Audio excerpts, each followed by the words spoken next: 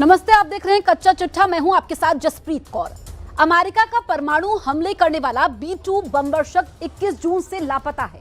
तो क्या ईरान के लड़ाकों ने अमेरिका के सबसे विनाशकारी B-2 बमवर्षक को मार गिराया है? क्या ईरान और इजरायल के बीच 12 दिन चली जंग में ईरान भारी पड़ा है? और क्या गाजा में सीजफायर का मतलब नेतन्याहू के सरेंडर से है? इन तीनों सवालों के जवाब दुनिया जानना चाहती है। वहीं ईरान के एटमी ठिकानों की नई सैटेलाइट तस्वीरों ने व्हाइट हाउस में हड़कंप मचा दिया है।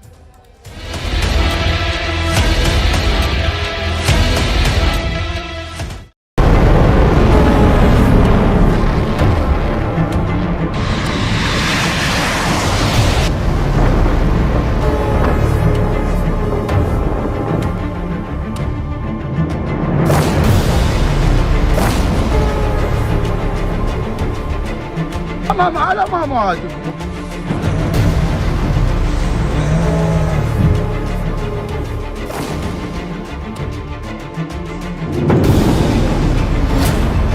कहां गायब हो गया अमेरिका का B-2 बॉम्बर?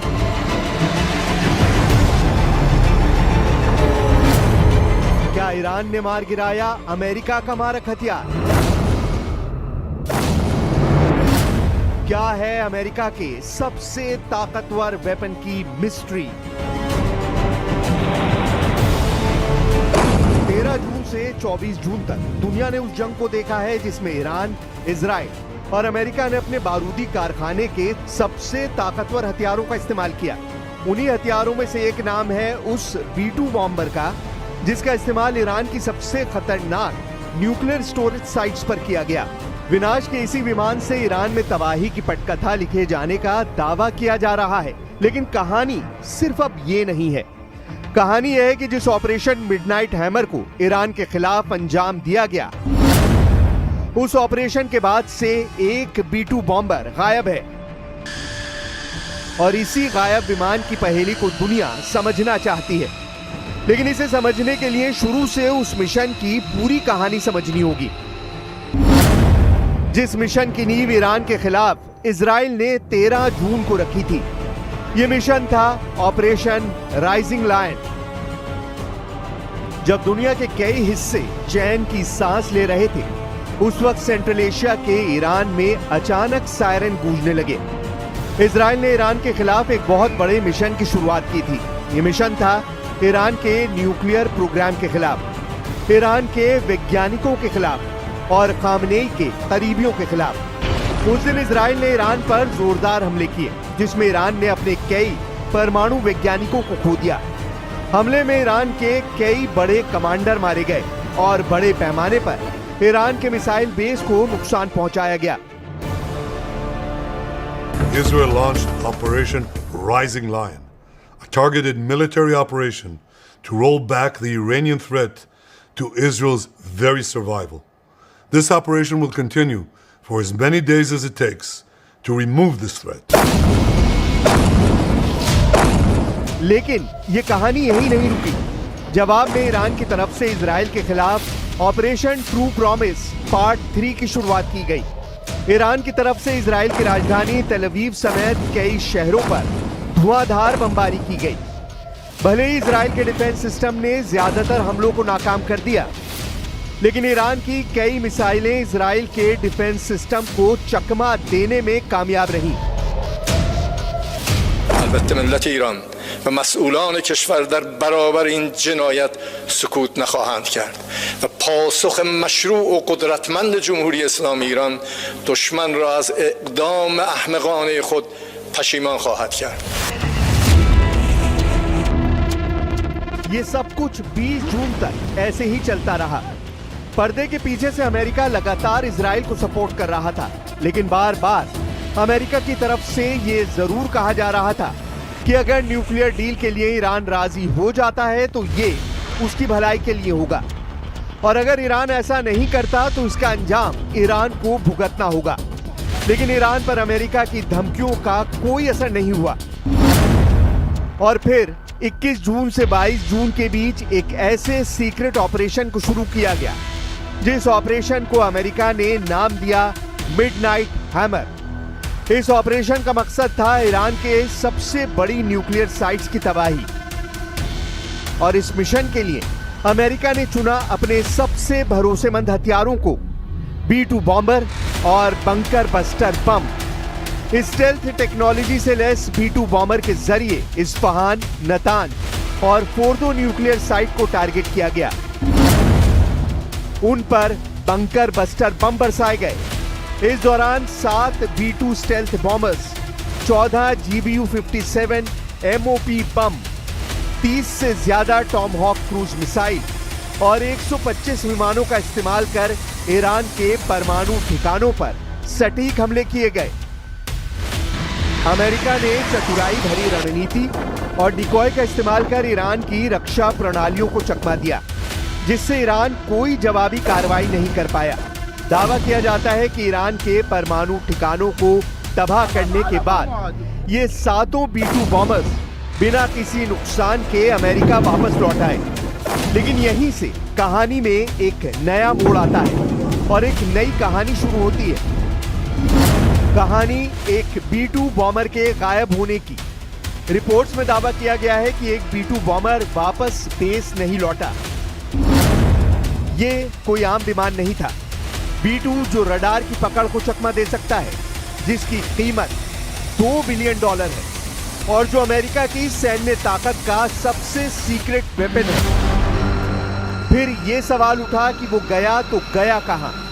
क्या ईरान के मिसाइल डिफेंस सिस्टम ने उसे गिरा दिया या अमेरिका खुद इसे सीक्रेट रख रहा है? इस रहस्य से पहले भी इतिहास में कई लापता विमान जुड़े रहे हैं, लेकिन इस बार दांव पर सिर्फ एक विमान नहीं बल्कि पूरी रणनीति है। क्या ट्रंप के नेतृत्व में हुई एक खुफिया कार्रवाई फेल हो गई? अगर नहीं तो सवाल वही कि आखिर इतने दिन बीत जाने के बाद भी वो 7वां B-2 बॉम्बर कहां है? ये सवाल दुनिया इसलिए उठा रही है क्योंकि अमेरिका की तरफ से लगातार इस मिशन के सफलतापूर्वक पूरा होने का दावा किया जा रहा था। इस गायब B-2 बॉम्बर ने अब अमेरिका और ईरान के बीच एक नई साजिश भरे अध्याय की शुरुआत की है। तो क्या वाकई ईरान के डिफेंस सिस्टम ने B-2 बॉम्बर को धराशायी कर दिया? इन सवालों की पड़ताल करने के लिए ईरान के डिफेंस सिस्टम को भी समझना होगा। दावा किया जाता है कि ईरान का एयर डिफेंस सिस्टम हाल के वर्षों में बेहद हाईटेक हो चुका है। खासतौर पर बावर 373 और खुदार्द 15 बेहद एडवांस है। माना जाता है कि ये रूस के S-300 के जैसी काबिलियत वाले डिफेंस सिस्टम है। क्या इन्हीं एयर डिफेंस सिस्टम से B-2 बॉम्बर को लॉक करके गिरा दिया गया? यह विमान से जुड़ा रहस्य इसलिए और ज्यादा गहरा गया है क्योंकि अमेरिका खामोश है। न पेंटागन से विमान की गुमशुदगी पर कोई खबर है और ना ही व्हाइट हाउस से। लेकिन कुछ रिपोर्ट्स ये भी कह रही हैं कि B-2 बॉम्बर ने टेक ऑफ के बाद रेडियो सिग्नल बंद कर दिए और फिर उसकी कोई लोकेशन नहीं मिली। कुछ एक्सपर्ट्स का मानना है कि ये स्ट्रेटेजिक लीकेज है। अमेरिका अपने असफल मिशन को छिपा रहा है। दूसरी तरफ ईरान का चेहरा खिला हुआ है। खामनेई ने न्यूक्लियर प्रोग्राम को फिर से तेज करने का ऐलान कर दिया है।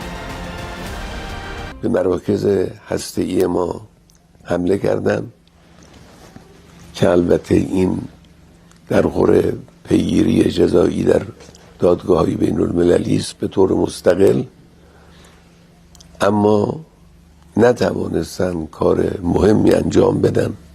رئیس جمهور آمریکا در شرح اونچه که واقع شده بود بزرگ نمایی غیر متعارفی کرد. معلوم شد که به این بزرگ نمایی احتیاج داره در صورتی که تعرضی صورت بگیره. هزینه دشمن، هزینه متعرض قطعاً بالایی خواهد بود.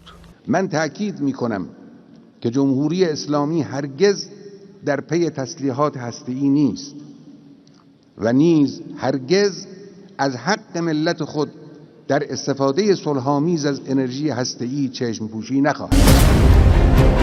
यानी ईरान इस गुमशुदा बॉम्बर को अपनी जीत के सबूत के रूप में देख रहा है।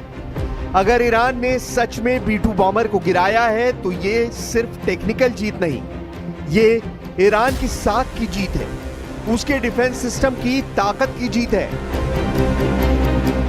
यही वजह है कि अब वॉशिंगटन की चुप्पी और तेहरान की चुनौती इस रहस्य को और गहरा बना रही है। इन सवालों के बीच ही गजा में एक और बड़ा ट्विस्ट आया है। नेतन्याहू जो हमास को मिटाने की बात कर रहे थे, अब 60 दिन के सीज फायर पर राजी हो गए हैं। खुद अमेरिका के राष्ट्रपति डोनाल्ड ट्रंप ने अपने सोशल मीडिया हैंडल पर सीज फायर का जिक्र किया। मेरे प्रतिनिधियों ने आज गजा पर इजरायलियों के साथ एक लंबी और प्रोडक्टिव बैठक की। इजराइल ने 60 दिन के युद्ध विराम को अंतिम रूप देने के लिए जरूरी शर्तों पर सहमति जाहिर की है। इन 60 दिनों के दौरान हम इजराइल हमास युद्ध को खत्म करने के लिए सभी पक्षों के साथ काम करेंगे। मुझे उम्मीद है कि मिडिल ईस्ट यानी मध्य पूर्व की भलाई के लिए हमास इस डील को स्वीकार करेगा, क्योंकि इससे बेहतर स्थिति नहीं होगी। ये सीज फायर कब हुआ? ठीक उसी वक्त जब ईरान को लेकर अमेरिका के मिशन पर सवाल उठने लगे। यही नहीं, खामनेई की प्रॉक्सी वॉर रणनीति, हूती, हिजबुल्लाह और हमास तीनों ने मिलकर इजराइल को कई मोर्चों पर थका दिया। और जब नेतन्याहू ने सीज फायर कहा है तो तेहरान जश्न में है। खामनेई ने एक तरह से मान लिया है कि गजा में ईरान की जीत हुई है। अमेरिका ने इस बीच सीरिया पर से प्रतिबंध भी हटा दिए, शायद क्षेत्र में तनाव को कम करने के लिए। लेकिन असली संदेश ये गया कि ईरान अपने ट्रैक पर डटा है और उसके प्रॉक्सी इजराइल को घायल करने में जुटे हैं। نفذت القوات الصاروخية في القوات المسلحة اليمنية عملية عسكرية نوعية استهدفت مطار اللد في منطقة يافا المحتلة، وذلك بصاروخ باليستي فرط صوتي نوع فلسطين 2، وقد حققت العملية هدفها بنجاح بفضل الله। यमन से एक के बाद एक मिसाइल और ड्रोन हमले, वो भी ऐसे समय पर जब ईरान और इजराइल में 12 दिन की जंग के बाद सीज फायर है और दुनिया गजा में शांति बहाली की उम्मीद कर रही है। ये सब दिखा रहा है कि ईरान के प्रॉक्सी नियमों से नहीं, एक सीक्रेट मिशन के हिसाब से चल रहे हैं। सीज फायर की आड़ में हमला कर हूती ये दिखा रहे हैं कि वो सिर्फ गजा के लिए नहीं, बल्कि ईरान के विस्तारवादी मंसूबों के लिए भी लड़ रहे हैं। ونفذ سلاح الجو المسير في القوات المسلحة اليمنية 3 عمليات عسكرية استهدفت 3 أهداف حساسة تابعة للعدو الإسرائيلي في مناطق يافا وعسقلان وأم الرشراش في فلسطين المحتلة، وذلك ب3 طائرات مسيرة। ईरान के प्रॉक्सी के लगातार बढ़ते ये हमले इजराइल की चिंता की वजह बन गए हैं। यही वजह है कि इजराइल भी ईरान पर आरोप लगा रहा है कि उसके बनाए संगठन उसके हाथ से निकलते जा रहे हैं। उन्होंने लेबनान, इराक और यमन में उन प्रॉक्सी ताकतों को खड़ा किया, लेकिन उन पर उनका पूरा नियंत्रण नहीं है। और जब हमने ईरान की ज्यादातर क्षमताओं को खत्म कर दिया, तब भी हमने देखा कि हिजबुल्लाह इजराइल के खिलाफ युद्ध में शामिल हुआ हो। और जब हमने ईरान की ज्यादातर क्षमताओं को खत्म कर दिया, तब भी हमने नहीं देखा कि हिजबुल्लाह इजराइल के खिलाफ युद्ध में शामिल हुआ हो। यानी अब तस्वीर धीरे धीरे साफ होने लगी है। एक तरफ ट्रंप है जो गजा में 60 दिन के युद्ध विराम का ऐलान कर रहे हैं, और दूसरी तरफ खामनेई है जो इसे ईरान की बड़ी जीत के तौर पर पेश कर रहे हैं। लेकिन इन सब के बीच जो बात सबसे ज्यादा सवाल खड़े कर रही है वो है अमेरिका का गायब हुआ B-2 बॉम्बर। क्योंकि ये कोई मामूली घटना नहीं है। जब अमेरिका जैसे देश के सबसे गोपनीय और भरोसेमंद हथियार का कोई अता पता न हो और व्हाइट हाउस तक खामोश हो, तो ये सिर्फ युद्ध की कहानी नहीं रहती, ये एक बड़ी साजिश बन जाती है। क्या ईरान को लेकर ट्रंप और इजराइल की तरफ से जो तस्वीर दिखाई जाती रही है, उस तस्वीर का रंग अलग है? क्या ईरान ने अपनी मिसाइल शील्ड से उस बॉम्बर को गिरा दिया, या अमेरिका खुद उसे छिपा रहा है ताकि एक बड़ी रणनीति की नाकामी सामने ना आ सके? जो भी हो, ये राज अभी परतों के नीचे दबा है, लेकिन कब तक, यही सवाल अब बाकी है।